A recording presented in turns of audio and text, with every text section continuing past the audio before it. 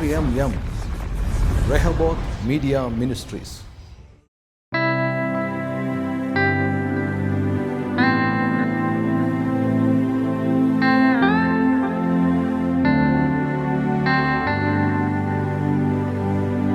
ನಿನ್ರೆಕ್ಕೆಯಲ್ಲಿ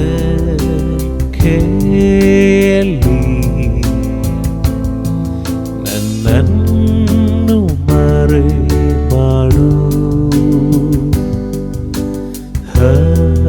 ಹಸ್ತದಿಂದ ನನ್ನನ್ನು ಮುಚ್ಚಿಸು. ಸಮುದ್ರಗಳು ಎದುರು ಬಂದರು ನಡೆಯುತ್ತೇನೆ ನೀರಿನ ಮೇಲೆ. ನನ್ನ ತಂದೆಯ ದೇವರು ಜೀವಿಸಿರುವ ಭಯವಿಲ್ಲ ಇನ್ನು ಎಂದಿಗೂ. ಸಮುದ್ರಗಳು ಎದುರು ಬಂದರು ನಡೆಯುತ್ತೇನೆ ನೀರಿನ ಮೇಲೆ. ನನ್ನ ತಂದೆಯ ದೇವರು ಜೀವಿಸಿರುವ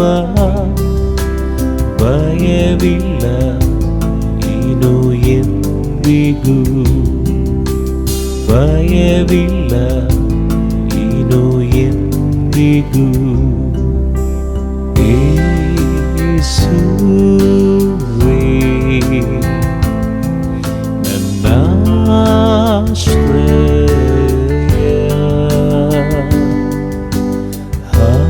ಆತ್ಮಬಲದಿಂದ ಜೀವಿಸುವೆ ನಾನೆಂದು. ಸಮುದ್ರಗಳು ಎದುರು ಬಂದರು ನಡೆಯುತ್ತೇನೆ ನೀರಿನ ಮೇಲೆ. ತಂದೆಯ ದೇವರು ಜೀವಿಸಿರುವ ಭಯವಿಲ್ಲ ಇನ್ನು ಎಂದಿಗೂ. ಸಮುದ್ರಗಳು ಎದುರು ಬಂದರು ನಡೆಯುತ್ತೇನೆ ನೀರಿನ ಮೇಲೆ. ತಂದೆಯ ದೇವರು ಜೀವಿಸಿರುವ ಭಯವಿಲ್ಲ ಇನ್ನು ಎಂದಿಗೂ. ಭಯವಿಲ್ಲ ಇನ್ನು.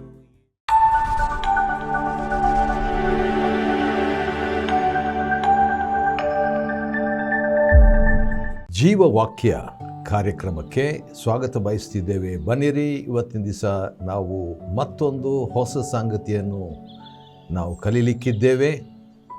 ಇದು ತರಬೇತಿಯ ಶೈಲಿಯಲ್ಲಿ ಇರ್ತಕ್ಕಂಥ ಒಂದು ಅಧ್ಯಯನ, ವ್ಯಾಸಂಗ ಬೋರ್ಡ್ನಲ್ಲಿ ಬರೆದು ಮತ್ತು ಅದರ ಬಗ್ಗೆ ಸಾಕಷ್ಟು ಆಧಾರ ವಚನಗಳು, ಯಾಕಂದ್ರೆ ಸ್ವಂತವಾಗಿ ಹೇಳಬಾರ್ದು ನೋಡಿ, ಆದ ಕಾರಣ ಆಧಾರ ವಚನಗಳು, ಅದನ್ನು ಅಧ್ಯಾಯ ಎಷ್ಟು, ವಚನ ಎಷ್ಟು, ಎಷ್ಟನೇ ಮಂಡಲ ಮತ್ತು ಎಷ್ಟನೇ ಶ್ಲೋಕ ಎಂಬುದಾಗೆಲ್ಲ ವಿವರವಾಗಿ ಬರೆದು ನಿಮ್ಮ ಮುಂದೆ ಇಡ್ತೇವೆ. ಮತ್ತು ಈ ಬಗ್ಗೆ ನಿಮ್ಮ ಅನಿಸಿಕೆಗಳು, ನಿಮ್ಮ ಅಭಿಪ್ರಾಯಗಳು ದಯವಿಟ್ಟು ನಮಗೆ ಕರೆ ಮಾಡಿ ತಿಳಿಸಬೇಕೆಂಬುದಾಗಿ ವಿನಂತಿ. ಈಗಾಗಲೇ ನೀವು ಅನೇಕ ಕರೆ ನಮಗೆ ಬರ್ತಾ ಇದೆ. ಅದು ಉತ್ತೇಜನ, ಉತ್ಸುಕತೆ. ದೇವರು ನಿಮ್ಮನ್ನು ಆಶೀರ್ವದಿಸಲಿ. ಬನ್ನಿರಿ, ಇವತ್ತಿನ ದಿವಸ ನಾವು ಒಂದು ವಿಷಯ ಅದೇನಂತ ಹೇಳಿದರೆ ಪರಿಹಾರದಲ್ಲಿ ಸಮಸ್ಯೆ ಅಂತ ಹೇಳ್ಬಿಟ್ಟು. ಸಮಸ್ಯೆಗೆ ಪರಿಹಾರ ನಾವು ನೋಡಿದ್ವಿ, ಆದರೆ ಇವತ್ತಿನ ದಿವಸ ಪರಿಹಾರದಲ್ಲಿ ಪರಿಹಾರ ಸಿಕ್ತು, ನಾವು ನೋಡಿದ್ವಿ. ಆದರೆ ಪರಿಹಾರದಲ್ಲಿ ಒಂದು ಸಮಸ್ಯೆ ಇದೆ ರೀ, ಅದನ್ನು ನಾನು ಹೇಳಬೇಕು, ಇಲ್ಲದಿದ್ದರೆ ಅದು ಅಪೂರ್ಣವಾಗಿಬಿಡ್ತದೆ.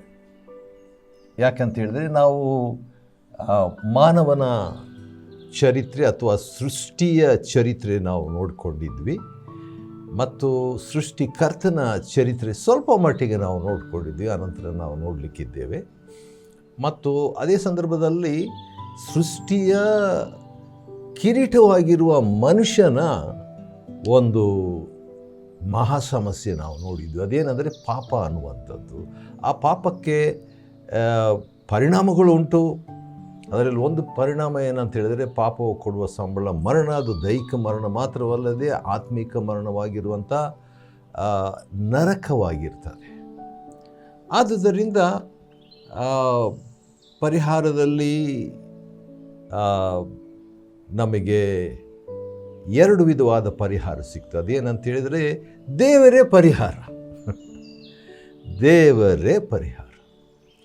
ಮತ್ತು ಅದೇ ಸಂದರ್ಭದಲ್ಲಿ ಇನ್ನೊಂದು ಕೂಡ ನಾವು ಧ್ಯಾನ ಮಾಡಿದ್ವಿ, ವ್ಯಾಸಂಗ ಮಾಡಿದ್ವಿ. ನಾನು ಬರೆದು ತೋರಿಸಿದೆ. ಬರೆಯುವಾಗ ದಯವಿಟ್ಟು ನೀವು ಅದನ್ನು ಗಮನಿಸತಕ್ಕದ್ದು. ಸಾಧ್ಯವಾದರೆ ನೀವು ಫೋಟೋ ಕೂಡ ತೆಗೆದುಕೊಳ್ಬೋದು, ಅಥವಾ ಸ್ಕ್ರೀನ್ಶಾಟ್ ಕೂಡ ನೀವು ತೆಗೆದುಕೊಳ್ಬೋದು. ಸರಿ, ಪರಿಹಾರ ಎರಡು. ಒಂದು ದೇವರೇ ಪರಿಹಾರ, ಮತ್ತೊಂದು ಯಜ್ಞದ ಪರಿಹಾರ ಅಂತ ಹೇಳ್ಬಿಟ್ಟು. ಯಜ್ಞವು ನಮಗೆ ಪರಿಹಾರವಾಗಿದೆ. ಈ ಮಹಾಪಾಪ ಅಥವಾ ಮಹಾ ಸಮಸ್ಯೆ ಮನುಷ್ಯನಿಗಿದೆಯಲ್ಲ, ಅದಕ್ಕೆ ಪರಿಹಾರ. ಇವತ್ತಿನ ದಿವಸ ನಾವೇನು ನೋಡಲಿಕ್ಕಿದ್ವಿ, ಪರಿಹಾರದಲ್ಲಿ ಕೂಡ ಒಂದು ಸಮಸ್ಯೆ ಇದೆ ಅಂತೆ. ಅದನ್ನು ನಾನು ಸ್ಪಷ್ಟಪಡಿಸಬೇಕಿಲ್ಲದಿದ್ದರೆ ನಮಗೆ ಅದರಿಂದ ಸ್ವಲ್ಪ ಗಲಿಬಿಲಿ ಆಗುವ ಸಾಧ್ಯತೆ ಇದೆ. ಆದ ಕಾರಣ ನಾನು ಸ್ಪಷ್ಟಪಡಿಸ್ತೇನೆ. ಪರಿಹಾರದಲ್ಲಿ ಸಮಸ್ಯೆ ಏನಪ್ಪ ಅದು? ಪರಿಹಾರದಲ್ಲಿ ಸಮಸ್ಯೆ ಅಂತ ಹೇಳ್ಬಿಟ್ಟು ನೋಡುವಾಗ ನಾನು ವಿವೇಕ ಚೂಡಾಮಣಿಯನ್ನು ಇವತ್ತಿನ ದಿವಸ ಬೆಳಗ್ಗೆ ಓದ್ತಾ ಇದ್ದೆ. ಭಾಳ ಚೆನ್ನಾಗಿದೆ ಅದು. ಅದರಲ್ಲಿ ಒಂದು ಪದ್ಯ ನನ್ನ ಮನಸ್ಸಿಗೆ ತಾಕಿತು. ವಿವೇಕ ಚೂಡಾಮಣಿ, ವಿವೇಕ ಚೂಡಾಮಣಿ ಅಂತ ಹೇಳಿಬಿಟ್ಟು ಈ ಗ್ರಂಥದಲ್ಲಿ ಇರುವ ಪದ್ಯ ಬಹಳಷ್ಟು ಚೆನ್ನಾಗಿದೆ. ವಿವೇಕ ಚೂಡಾಮಣಿ ಪದ್ಯ ಎಷ್ಟನೇ ಪದ್ಯ ಅಂತ ಹೇಳಿದ್ರೆ 147ನೇ ಪದ್ಯ. ವಿವೇಕ ಚೂಡಾಮಣಿ 147ನೇ ಪದ್ಯ ಈ ರೀತಿಯಾಗಿದೆ. ಭಾಳ ಲಕ್ಷ್ಯ ಕೊಟ್ಟು ಕೇಳಿಸ್ಕೊಳ್ರಿ, ಸ್ವಲ್ಪ ನೋಡಲಿಕ್ಕೆ. ಯಾಕಂದರೆ ಒಂದು ಸಮಸ್ಯೆ ಅಂತ ಹೇಳಿದ್ನಲ್ವ, ಪರಿಹಾರದಲ್ಲಿ ಸಮಸ್ಯೆ ಅಂತ, ಅದನ್ನು ನಾನು ಈಗ ವಿವರಿಸ್ತಾ ಇದ್ದೇನೆ. ಅದೇನೆಂದರೆ, ಈ ಬಂಧನ ಇದೆಯಲ್ವಾ, ಅಂದರೆ ಪಾಪಕ್ಕೆ ಬೇರೆ ಬೇರೆ ಹೆಸರುಗಳು ನಾವು ನೋಡಿದ್ವಿ, ಸಪ್ತ ಹೆಸರುಗಳನ್ನು ನಾವು ನೋಡಿದ್ವಿ.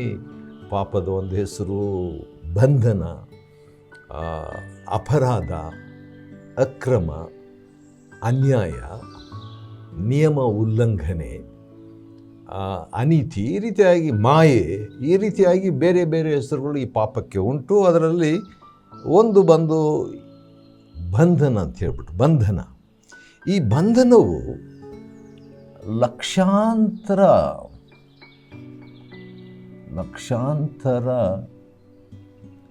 ಏನು ಲಕ್ಷಾಂತರ ಕಾರ್ಯಗಳಿಂದ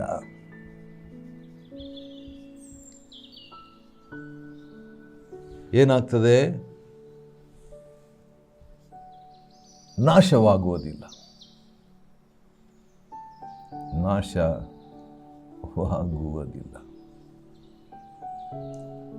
ಆಶ್ಚರ್ಯ ಅಲ್ವಾ?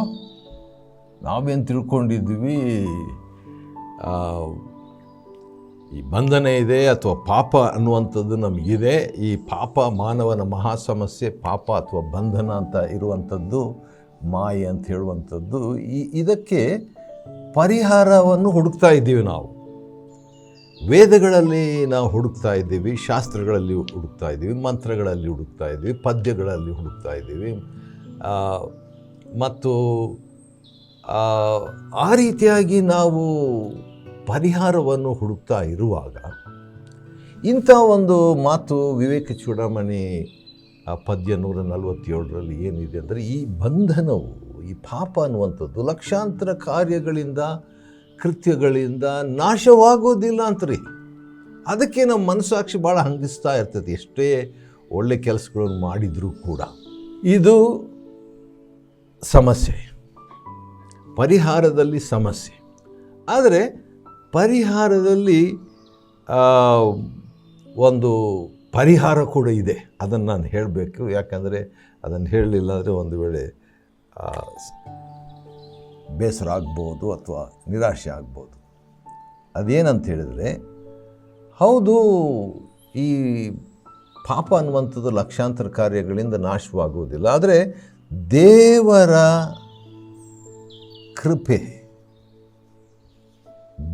ಕೃಪೆಯಿಂದ ನಾಶವಾಗ್ತದೆ.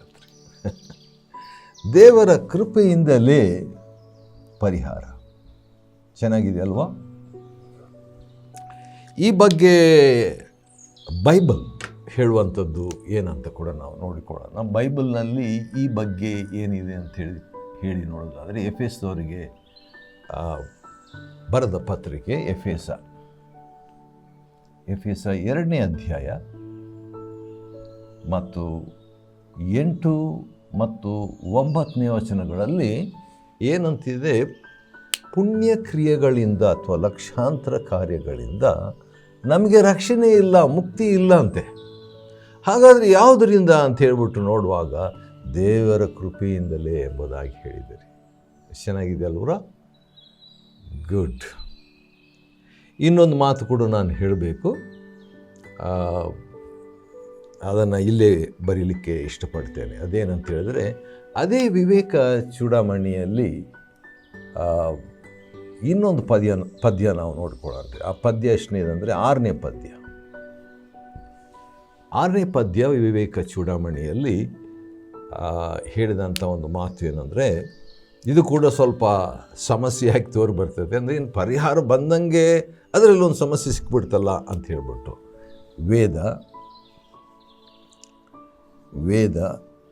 ವೇದ ನುಡಿ ಅಥವಾ ವೇದವನ್ನು ಮಾತಾಡೋದು ಅಥವಾ ಅದನ್ನು ಮನನ ಮಾಡೋದು, ಧ್ಯಾನ ಮಾಡೋದು, ವಿಚಾರ ಮಾಡೋದು ಮತ್ತು ಯಜ್ಞ ಮಾಡುವುದು. ನಾನು ಹೇಳಿದ್ನಲ್ವ, ಯಜ್ಞವೇ ಒಂದು ಪರಿಹಾರ ಅಂತ ಹೇಳ್ಬಿಟ್ಟು ಯಜ್ಞ ಮಾಡುವುದು, ಇವೆಲ್ಲ ಏನಂತಿದೆ, ಈ ರೀತಿಯಾಗಿ ನಾವು ಮಾಡುವಂಥ ವೇದ ನುಡಿ ಯಜ್ಞಗಳು ಇವೆಲ್ಲ ಮಾಡುವುದರಿಂದ ಏನಿಲ್ಲ ಅಂತ ಹೇಳಿದರೆ ಬಿಡುಗಡೆ ಇಲ್ಲ ಅಂತೆ.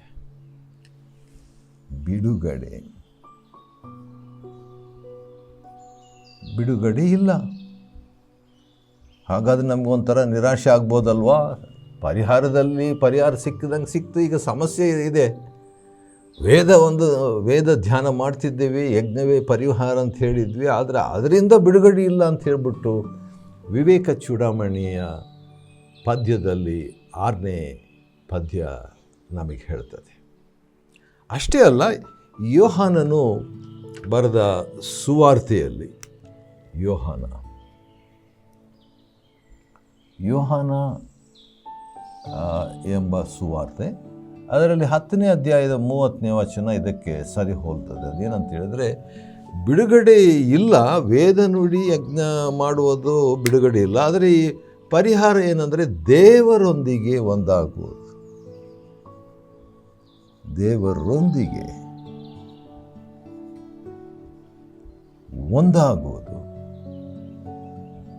ನೋಡ್ರಿ, ದೇವರೊಂದಿಗೆ ಒಂದಾಗುವುದು ಏನು ಮಾಡ್ತದೆ? ನಮಗೆ ಬಿಡುಗಡೆಯನ್ನು ತರ್ತದೆ. ದೇವರ ಜೊತೆಯಲ್ಲಿ ಒಂದಾಗುವುದರ ಕುರಿತಾಗಿ ಇಲ್ಲಿ ಕೂಡ ಬರೆದಿದ್ದಾರೆ.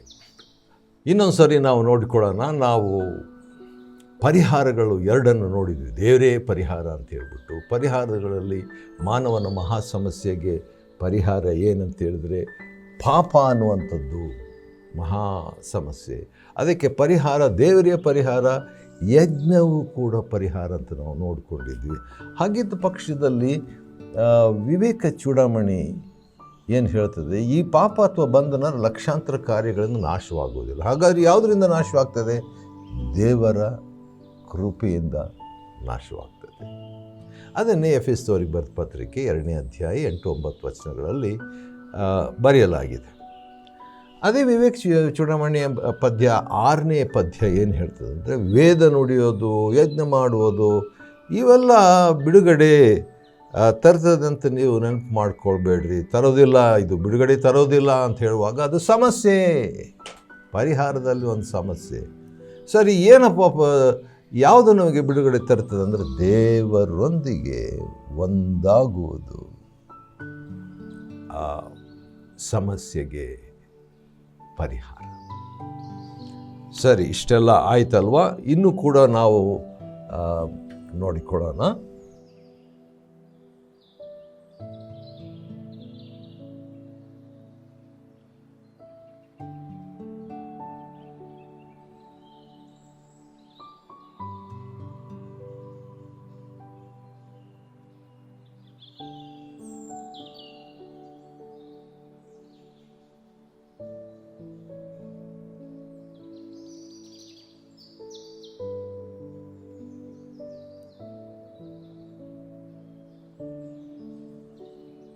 ಈಗ ಇನ್ನೂ ಒಂದು ನೋಡಿಕೊಳ್ಳೋಣ.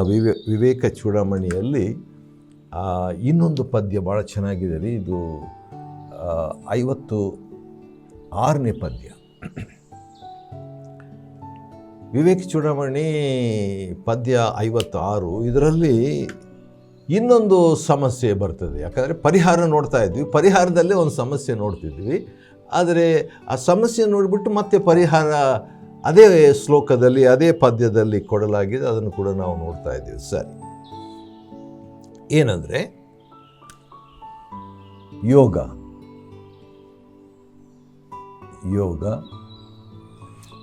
ಮತ್ತು ಕೃತ್ಯ.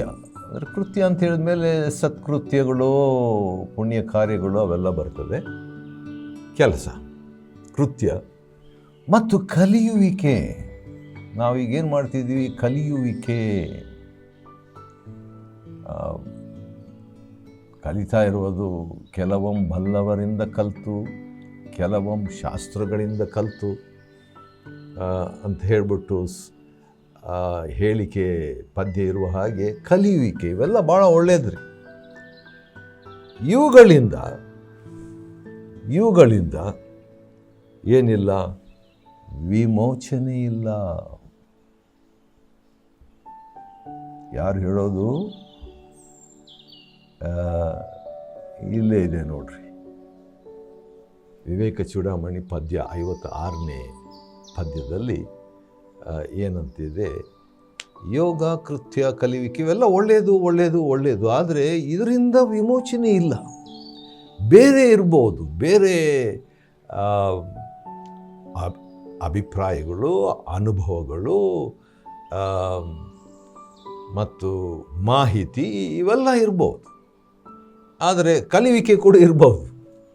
ಆದರೆ ಒಂದು ಮುಖ್ಯವಾದದ್ದು ಮಾನವನ ಮಹಾಸಮಸ್ಯೆ ಏನಂತ ಹೇಳಿದ್ರೆ, ಅವನಿಗೆ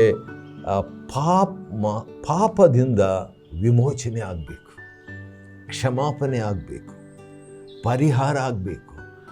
ಅದಕ್ಕೆ ವಿಮೋಚನೆ ಇಲ್ಲ, ಕ್ಷಮಾಪಣೆ ಇಲ್ಲ, ಇವೆಲ್ಲ ಒಳ್ಳೆಯದೇ ಅಂತ ಹೇಳಿದಾಗ ನಮಗೆ ಏನಪ್ಪ ಇದು ಪರಿಹಾರದಲ್ಲಿ ಒಂದು ಸಮಸ್ಯೆ ಬಂದ್ಬಿಡ್ತಲ್ಲ ಅಂತ ಹೇಳುವಾಗ, ಪರಿಹಾರ ಇದೆ, ಪರಿಹಾರದಲ್ಲಿ ಪರಿಹಾರ ಇದೆ. ಅದೇನಂತ ಹೇಳಿದ್ರೆ, ದೇವರೊಂದಿಗೆ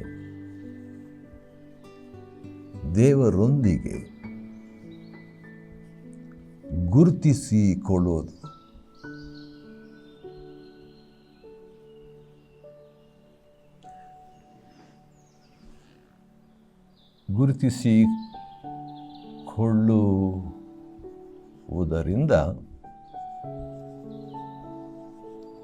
ದೇವರೊಂದಿಗೆ ಗುರುತಿಸಿಕೊಳ್ಳುವುದರಿಂದಲೇ ವಿಮೋಚನೆ. ವಾವ್! ಪರಿಹಾರದಲ್ಲಿ ಸಮಸ್ಯೆ ಇತ್ತು, ಆದರೆ ಪರಿಹಾರದಲ್ಲಿ ಈಗ ಪರಿಹಾರ ನಾವು ಕಾಣ್ತಾ ಇದ್ದೀವಿ. ಈ ಬಗ್ಗೆ ಬೈಬಲ್ನಲ್ಲಿ 2ನೇ ತಿಮೋತಿಯನಿಗೆ ಬರೆದ ಪತ್ರಿಕೆ, 2ನೇ ತಿಮೋತಿ ಮತ್ತು 3ನೇ ಅಧ್ಯಾಯದ 7ನೇ ವಚನದಲ್ಲಿ ಏನಂತಿದೆ, ಏನು ಕೆಲವರು ಬರೇ ಕಲಿತಾ ಇರ್ತಾರಂತೆ. ಕಲಿವಿಕೆ ಇದ್ದೇ ಇರ್ತದೆ. ಆದರೆ ಆ ಕಲಿವಿಕೆ ಯಾವಾಗಲೂ ಕಲಿತಾ ಇದ್ದರೂ ಕೂಡ ಅವರು ಏನು ಅನುಭವ ಹೊಂದೋದಿಲ್ಲ.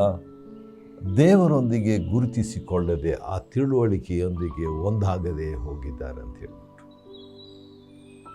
ಹೌದು, ಇದು ಸಾಧ್ಯ ರೀ. ಯಾಕಂತ ಹೇಳಿದ್ರೆ ಆ ಕಾಲದಲ್ಲಿ ಒಂದು ಗುಂಪಿನವರಿದ್ದರು. ಯಾರಂದರೆ ಪರಿಸಾಯರ್ ಅಂತ ಹೇಳ್ಬಿಟ್ಟು. ಪರಿಸಾಯರ್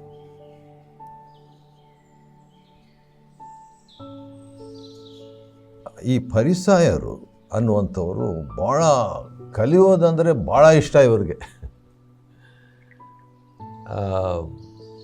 ಬಹಳಷ್ಟು ಧಾರ್ಮಿಕ ಚಟುವಟಿಕೆಗಳನ್ನು ಮಾಡ್ತಿದ್ರು. ಆದರೆ ಇವರು ದೇವರೊಂದಿಗೆ ಒಂದಾಗಿ ಗುರುತಿಸಿಕೊಳ್ಳದೇ ಹೋದರು.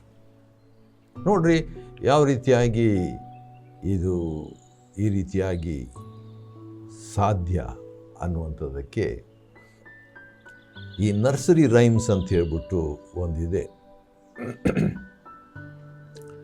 ಚಿಕ್ಕವರಿಂದ ನನ್ನ ಮಕ್ಕಳು ಕೂಡ ಅದನ್ನು ಕಲಿತಿದ್ರು. ಅದೇನೆಂದರೆ ಪುಸಿ ಕ್ಯಾಟ್ ಬಗ್ಗೆ ಒಂದು ಬೆಕ್ಕಿತ್ತಂತೆ. Pussy cat where had you been, ನೀನು ಎಲ್ಲಿ ಹೋಗಿದ್ದಿ ಪುಸಿ ಕ್ಯಾಟ್ ಅಂತ ಹೇಳಿದಾಗ, I had been to London, ನಾನು ಲಂಡನ್ಗೆ ಹೋಗಿದ್ದೆ. ಯಾಕೆ ಹೋಗಿದ್ದೆ ಲಂಡನ್ಗೆ ಅಂದರೆ to look at the queen, ರಾಣಿ ನೋಡ್ಲಿಕ್ಕೆ ಅಂತ ಹೇಳ್ಬಿಟ್ಟು. ಆಗಿನ ಕಾಲದಲ್ಲಿ ಮಹಾರಾಣಿ ಭಾಳ ಪ್ರಾಮುಖ್ಯ, ಭಾಳ ಪ್ರಸಿದ್ಧ. ಆದ ಕಾರಣ ಆ ಪ್ರಸಿದ್ಧತೆ ಆ ಒಂದು ಲೆಕ್ಕದಲ್ಲಿ ಆ ಒಂದು ಶೈಲಿಯಲ್ಲಿ ಬರೀತಾರೆ. ಆದರೆ ಆ ಪುಸಿ ಕ್ಯಾಟ್, ಆ ಬೆಕ್ಕಿಗೆ ನೀನು ಸರಿ ಎರಡು ಒಳ್ಳೆ ಉದ್ದೇಶ ಬೆಕ್ಕಿಗಿತ್ತು. ಅದೇನಂತ ಹೇಳಿದ್ರೆ ಲಂಡನ್ಗೆ ಹೋಗೋದು ಭಾಳ ಪ್ರಾಮುಖ್ಯವಾದ ಸ್ಥಳ, ಎರಡನೇದು ಬಹು ಪ್ರಾಮುಖ್ಯವಾದ ವ್ಯಕ್ತಿಯನ್ನು ಕಾಣಬೇಕಂತ ಹೇಳ್ಬಿಟ್ಟು. ಆದರೆ ಕಡೆಗೆ ಪುಸಿ ಕ್ಯಾಟ್ ನೀನು ಏನು ನೋಡಿದ್ದಿ ಅಂತ ಹೇಳಿದ್ರೆ, I have frightened a little mouse under the chair, ಆ ಕುರ್ಚಿಯ ಕೆಳಗೆ ಒಂದು ಚಿಕ್ಕ ಇಲಿನ ಬೆದರಿಸಿದೆ ಅಂತ ಹೇಳ್ಬಿಟ್ಟು. ಹೋಗಿದ್ದು ಲಂಡನ್ಗೆ, ಉದ್ದೇಶ ಮಹಾವ್ಯಕ್ತಿ ನೋಡಲಿಕ್ಕೆ.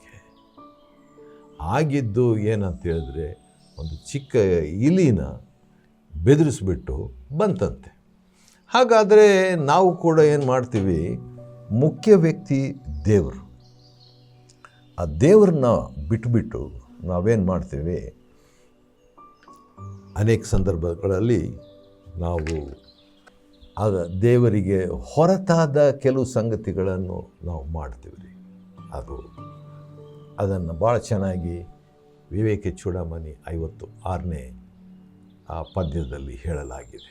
ಸರಿ,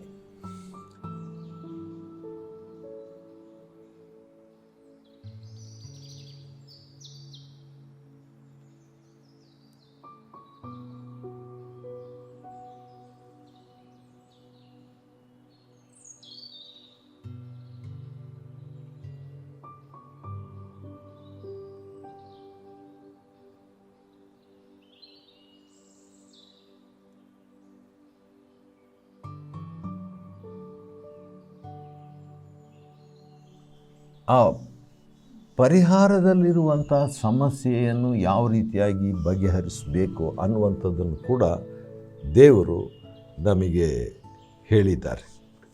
ನಾನು ಒಂದು ಉದಾಹರಣೆ ಕೊಡಲಿಕ್ಕೆ ಇಷ್ಟಪಡ್ತೇನೆ. ಯಾಜಕಕಾಂಡ ಅಂತ ಹೇಳ್ಬಿಟ್ಟು ಒಂದು ಪುಸ್ತಕ ಬೈಬಲ್ನಲ್ಲಿ, ಅದರಲ್ಲಿ ಏನಂತ ಕೊಟ್ಟಿದೆ ಅಂದರೆ, ಯಾಜಕಕಾಂಡ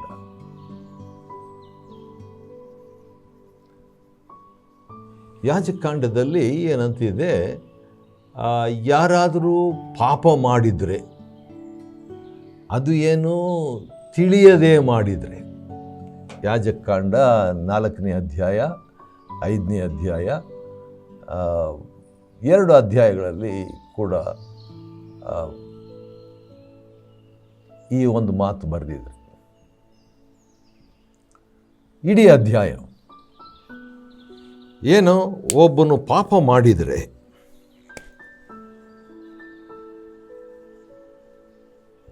ಒಂದೇ ಪಾಪ ಮಾಡಿರ್ಬೋದು. ಒಬ್ಬ ವ್ಯಕ್ತಿ ಪಾಪ ಮಾಡಿದರೆ ಏನು ಮಾಡಬೇಕು, ಒಂದು ಕುರಿಯನ್ನು ಬಲಿಯನ್ನಾಗಿ ಯಜ್ಞವನ್ನಾಗಿ ಸಮರ್ಪಿಸಬೇಕಂತೇಳಿ. ಈಗ ಈ ಬಗ್ಗೆ ನಾವು ನೋಡಿಕೊಳ್ಳುವಾಗ ಬೆಂಗಳೂರಿನಲ್ಲಿ ಇವತ್ತಿನ ದಿವಸ ನಾನು ನೋಡ್ತಿದ್ದೆ, ಕುರಿ ಎಷ್ಟು ಬೆಲೆ ಇರ್ಬೋದು ಅಂತ ಹೇಳಿದ್ರೆ ಒಂದು ಚಿಕ್ಕ ಕುರಿಗೆ 8,000 ರೂಪಾಯಿ. ಹಾಗಾದರೆ ಒಬ್ಬ ವ್ಯಕ್ತಿ ಒಂದೇ ಪಾಪ ಮಾಡ್ತಾನೆ ಒಂದು ದಿನಕ್ಕೆ ಅಂತ ಹೇಳಿದ್ರೆ 8,000 × 365 ದಿನ. ಹಾಗಾದರೆ ಅಷ್ಟೊಂದು ದುಡ್ಡು ಒಂದು ವರ್ಷಕ್ಕೆ ಒಂದೇ ಪಾಪ ಒಂದು ದಿನಕ್ಕೆ ಒಬ್ಬ ವ್ಯಕ್ತಿ ಮಾಡಿದರೆ ಪರಿಹಾರ ಇದೆ. ಆದರೆ ಪರಿಹಾರ ಅಂದರೆ ಅಸಾಧ್ಯವಾದಂಥ ಪರಿಹಾರವಾಗಿದೆ. ಆದುದರಿಂದ 29 ಲಕ್ಷ ರೂಪಾಯಿ ಒಂದು ವರ್ಷಕ್ಕೆ ಇಟ್ಬಿಡಬೇಕು ಒಂದೇ ಪಾಪ ಮಾಡ್ತಾ ಇದ್ದರೆ. 29,20,000 ದುಡ್ಡು ಒಂದು ಪಾಪ ಮಾಡಿದರೆ. ಆದರೆ ಸಾಮಾನ್ಯವಾಗಿ ಒಂದು ದಿನಕ್ಕೆ ಒಂದು ಪಾಪ ಮಾಡ್ತೀವ ನಾವು? ಸರಿ, ನಡೆಯಿಂದ, ನುಡಿಯಿಂದ, ಆಲೋಚನೆಯಿಂದ ಒಂದೇ ಪಾಪ ಮಾಡ್ತೀವಿ ಅಂತ ಇಟ್ಕೊಳ್ಳೋಣ್ರಿ.